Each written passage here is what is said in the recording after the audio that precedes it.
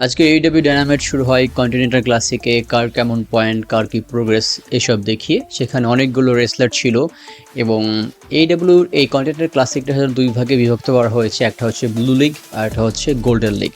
তো আজকে মেইন ইভেন্টের জন্য দুইটা ম্যাচ সেট করা হয়, একটা হচ্ছে ব্রুডি কিং ভার্সেস ক্লাউডিও আর একটা হচ্ছে শেলটন বেঞ্জামিন ভার্সেস কাইল ফ্লেচার। তো শেল্টন বেঞ্জামিন এবং কাইল ফ্লেচারের যে ম্যাচটা সেটা এখনই শুরু হবে। তো প্রথম দিকে শেল্টন বেঞ্জামিন আসছে দ্য হার্ট বিজনেসের সাথে সাথে এমভিপি এবং ববি লাশলিও আসে। তবে যেহেতু কন্টিনেন্টাল ক্লাসিকের কয়েকটা রুল আছে, একটা হচ্ছে এই ম্যাচটা 20 মিনিটের মধ্যে হবে এবং যে ম্যাচটা জিতবে সে পাবে 3 পয়েন্ট। যদি ম্যাচটা ড্র হয় তাহলে দুজনই এক এক করে 2 পয়েন্ট পাবে এবং এই ম্যাচের মধ্যে রিং সাইডের বাইরে কেউ থাকতে পারবে না, কেউ ডিস্ট্র্যাক্টও করতে পারবে না। এই জন্য মূলত হার্ট বিজনেস শেল্টন বেঞ্জামিনকে এখানে শেল্টার দিতে পারে নাই বা তাকে সাহায্য করতে পারে নাই। তো ম্যাচ শুরু হয় যথারীতি শেল্টন বেঞ্জামিনকে অনেক বেশি এনার্জেটিক দেখা যায় এবং সবাই তাকে চিয়ার্স করতে থাকে। এখানে একটা বিষয় লক্ষণীয় যে শেল্টন বেঞ্জামিন কিন্তু হিল ক্যারেক্টার প্লে করতেছে। হিল ক্যারেক্টার প্লে করার সত্ত্বেও তার প্রতি অডিয়েন্সের সাপোর্ট এটা আসলে দেখার মতো ছিল। তো ম্যাচটা মোটামুটি ভালোই হয়। শেল্টন বেঞ্জামিন অনেক মুভ ইউজ করে, রিং সাইডের বাইরে কাইল ফ্লেচারকেও কয়েকবার অ্যাটাক করে, ব্যারিকেডের সাথে বিভিন্নভাবে অ্যাটাক করে, কিন্তু পরবর্তী দেখা যায় শেষ ম্যাচ কাইল ফ্লেচার শেল্টন বেঞ্জামিনকে পিনফল করে জিতে যায়। কিন্তু জেতার সময় তার পা ছিল রোপের উপরে, কিন্তু আম্পায়ার বা রেফার যে ছিল সেইটা খেয়াল করে নাই। তো যাই হোক, তিনি ম্যাচটা হেরে যেন ম্যাচ হারার পরবর্তীতে ব্যাক স্টেজে গিয়ে দেখা যায় যে হার্ট বিজনেসের মধ্যে এমভিপি শেল্টন বেঞ্জামিনকে খুব দুষতেছেন, অনেক কথা বলতেছেন এবং তারা তাদের রাগের বহিঃপ্রকাশ করেন বিভিন্ন সিকিউরিটি গার্ড বা সিকিউরিটির উপরে। তো এটা বেশি দেখানো হয় না, তো বোঝা গেল তারা তাদের রাগটা প্রকাশ করতে পেরেছেন আর কি। পরবর্তী সেগমেন্টে হুক আসে। হুক এসে ক্রিস্টিয়ান কেজকে হ্যামারস্টেইন বলরুম ম্যাচের জন্য চ্যালেঞ্জ করে এবং নিক ওয়েনকে তৎক্ষণাৎ ফাইট করতে বলে যে এখন তার সাথে ফাইট করে যদি সে সুপুরুষ হয় আর কি। তো তার এই ডাক শুনে ক্রিস্টিয়ান কেজ এবং মিস ওয়েন আসে। তবে পিছন থেকে কিপ সেভিয়ান এবং নিক ওয়েন এসে অ্যাটাক করে হুককে।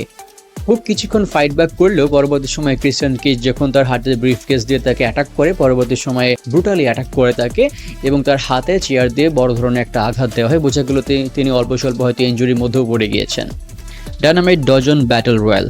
এই ব্যাটল রয়্যালের নিয়মটা হচ্ছে এখান থেকে মাত্র 2 জন উইনার হবে। এই 2 জনের মধ্যে নেক্সট উইকে এইডব্লিউ ডায়নামাইটে ম্যাচ ফিক্স করা হবে এবং এই 2 জনের মধ্যে যিনি জিতে যাবেন তিনি হচ্ছে এনজেএফ এর সাথে ম্যাচ খেলার সুযোগ পাবেন এইডব্লিউ ডায়নামাইট ডায়মন্ড রিং এর জন্য। মোটামুটি একটা ভালোই একটা ব্যাটল রয়্যাল এখানে চলছিল, সবাই মোটামুটি পারফরমেন্স করে এবং ব্যাটল রয়্যালটা একদমই বোরিং মনে হয় না, আমার কাছে মোটামুটি অনেক ভালোই মনে হচ্ছে।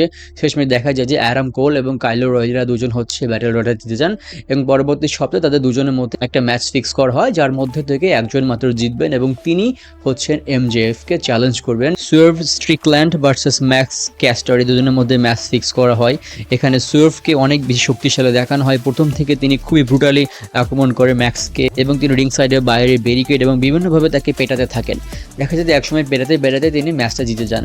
ম্যাচটা জেতার পরবর্তী সময়েও তার দর্শকদের একটা চাওয়া বা তাদের একটা চিয়ার্সের উপর ভিত্তি করে তিনি আবার এক্সকেবারকে একটা ডবল স্টম্প দেন, যদিও এটা দেখা গিয়েছে যে তার মুভটা বেশি ভালো হয়নি, এটা একটা বচের মধ্যেই পড়ে। পরবর্তীতে ব্যাকগ্রাউন্ডে দেখানো হয় যে এমজেএফ একটা ভিডিওতে কথা বলছেন, তিনি বলতেছেন যে জন মক্সলি আজকে চ্যাম্পিয়ন শুধুমাত্র অ্যাডাম কোলের জন্য। তিনি অ্যাডাম কোলকে এবং কাইলো রয়্যালকে বিভিন্নভাবে দোষারোপ করতে থাকেন এবং বিভিন্ন খারাপ কথা বলতে থাকেন তার ভিডিওর মাধ্যমে। জে হোয়াইট এবং প্যাক, এটা ছিল অন্যতম সেরা একটা ম্যাচ আজকের কি বলবো শো এর মধ্যে এবং আমার খুবই ভালো লেগেছে। প্রথমে জে হোয়াইট আসে, তারপরে প্যাক আসে, প্যাকের সাথে তার যে ট্যাগ পার্টনার হুইলার উটা সেও আসে। তারা দুজন ব্যাকস্টেজে বা অডিয়েন্সের মধ্য থেকে তারা মূলত আসে, একটা ভালো একটা এন্ট্রান্স দেয়। তো তার পরবর্তী সময়ে প্যাকের সাথে জে হোয়াইটের একটা ম্যাচ চলতে থাকে এবং ম্যাচটা আমার কাছে অত্যন্ত ভালো লেগেছে। দুজনের পারফরমেন্স অনেক ভালো ছিল। যেহেতু রিংয়ের বাইরে উটা ছিল, তো উটা বারবার জে হোয়াইটকে ডিস্ট্র্যাক্ট করার চেষ্টা করছিল এবং একসময় তিনি সুযোগ পেয়ে জে হুইলারকে একটা রানিং নিও দিয়ে দেয়, যদিও জে হোয়াইট পরবর্তীতে এটা হজম করে নেন এবং তিনি আবার ম্যাচে ফিরে আসেন। দুজনের মধ্যে অনেক ভালো একটা ম্যাচ চলতে থাকে এবং ম্যাচ চলার এক পর্যায়ে দেখা যায় যে জে হোয়াইট তিনি পিনফলের মাধ্যমে প্যাককে হারিয়ে দেন। হারানোর পরবর্তী সময় দেখা যায় যে তাকে ব্লেড রানার দেয় জে হোয়াইট এবং পরবর্তী সময় মক্সলি এবং মারিনা শফির এসে জেকে অ্যাটাক করে তারা রিং থেকে বের হতে গেলে পরবর্তী সময় দেখা যায় যে আসছেন আমাদের হ্যাংম্যান পেজ।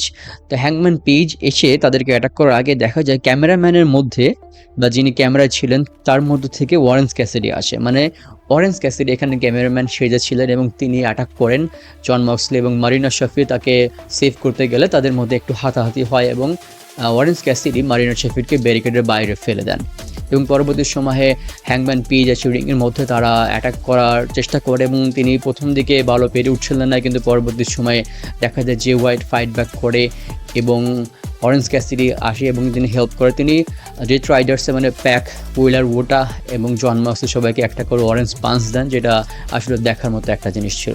এবং পরবর্তী সময়ে জে হোয়াইট এবং হ্যাংম্যান পেজ দুজনই জন মক্সলিকে তাদের ফিনিশার দেন এবং তাদেরকে রিং ছাড়া করে দেন। এখানে কয়েকটা কথা আমার মনে হয় বলা দরকার, বিশেষ করে প্যাক এবং জে হোয়াইটের ম্যাচের ব্যাপারে। আমি প্যাকের বা নেভেলের সম্পর্কে একটা ভিডিও বানিয়েছিলাম, সেখানে দেখিয়েছিলাম যে কীভাবে ডাব্লিউডাব্লিউ তার পোটেনশিয়াল নষ্ট করেছে, তিনি অনেক কিছু ডিজার্ভ করতেন এবং কীভাবে তিনি তার চুক্তি শেষ হওয়ার আগে তিনি ডাব্লিউডাব্লিউ ছেড়ে চলে গিয়েছেন বা ডাব্লিউডাব্লিউ তার একটা সংঘাত ছিল। দেখুন প্যাক এই ম্যাচের যে পারফরমেন্স সেটা দেখে আমার মনে হয়েছে তিনি অবশ্যই একটু হাই কোয়ালিটির রেসলার এবং তাকে যদি যথেষ্ট সুযোগ দেওয়া হতো তাহলে তিনি অবশ্যই ভালো কিছু করতে পারতেন। এবং জে হোয়াইট আমি আগে তার কোনো ম্যাচ দেখে নেই, কিন্তু আজকের ম্যাচের মাধ্যমে আমি অবশ্যই তার প্রতি অত্যন্ত সন্তুষ্ট। তো এখানে একটা জিনিস বলা দরকার যে শুধুমাত্র ডাব্লিউডাব্লিউর উপর দোষ দিয়ে লাভ নাই, কারণ তার হাতে অনেক ট্যালেন্ট রয়েছে, অনেক রেসলার রয়েছে, কাকে রেখে তিনি কাকে সুযোগ দেবেন। যাই হোক না কেন অবশ্যই তাদের প্রতি আমার শুভকামনা থাকবেই। এরপর একটা ওমেন ম্যাচ ফিক্স করা হয়, যদিও আমি বলেছি যে আমি ওমেন ম্যাচ ওমেন কোনো সেগমেন্ট এক্সপ্লেন করবো না বা হাইলাইট করবো না আমার এই ভিডিওর মধ্যে। আপনার যদি এই কথার মাধ্যমে বা এই কাজের মাধ্যমে কেউ অসন্তুষ্ট হন, আমি আপনাদের কাছে অত্যন্ত ক্ষমা প্রার্থী। তো পরবর্তীতে মেইন ইভেন্ট আসে ক্লাউডি এবং ব্রুডি কিংয়ের মধ্যে একটা ম্যাচ হয়। মেইন ইভেন্ট হিসেবে এটা আমার কাছে ততটা ভালো মনে হয় নাই, মোটামুটি একটা ম্যাচ ছিল। ব্রুডি কিং তার শরীরে বা শক্তি দিয়ে ম্যাচ খেলার চেষ্টা করেন এবং ক্লাউডিও তার মোটামুটি স্কিল দিয়ে ম্যাচটা মোটামুটি সাজিয়েছেন এবং পরবর্তী সময় দেখা যায় যে ক্লাউডিও পিনফলের মাধ্যমে ম্যাচটা জিতে যান। তো এই ম্যাচটার পরবর্তী সময়ে দেখা যায় ক্লাউডিও তিনি আরও 3 পয়েন্ট যুক্ত করে ফেলেছেন তার লিডার বোর্ডে এবং পরবর্তী সময় বা পরবর্তী উইকে উইল অসপ্রের সাথে ক্লাউডিওর একটা ম্যাচ ফিক্স করা হয়। অর্থাৎ পরবর্তী উইকে আমরা পাচ্ছি কাইলো রলি এবং অ্যাডাম কোলের মধ্যে একটা ম্যাচ এবং ক্লাউডিও ভার্সেস উইল অসপ্রে বিগেস্ট একটা ম্যাচ। এই দুইটা ম্যাচ আমার কাছে মনে হয় যে অন্যতম সেরা দুইটা ম্যাচ হবে। পরবর্তী সপ্তাহে AEW ডায়নামাইটের হাইলাইটস এবং রিভিউর জন্য আমাদের ইউটিউব চ্যানেলের সাথে থাকবেন এবং চেষ্টা করবেন যে আমাদের সাথে আমাদের ভিডিওগুলো দেখার জন্য। আমরা খুবই নতুন এবং চেষ্টা করছি খুব পরিশ্রম করে আপনাদেরকে প্রতি শোয়ের বিভিন্ন রিভিউ, হাইলাইটস এবং বিভিন্ন ফ্যাক্টস আপনাদেরকে ভিডিও উপহার দেওয়ার জন্য। তো এই ছিল আজকের ভিডিও, সম্পূর্ণ বিশেষ করে দেখার জন্য অসংখ্য ধন্যবাদ। সবাই ভালো থাকবেন, সুস্থ থাকবেন, সবার জন্য অনেক অনেক শুভকামনা। আসসালামু আলাইকুম।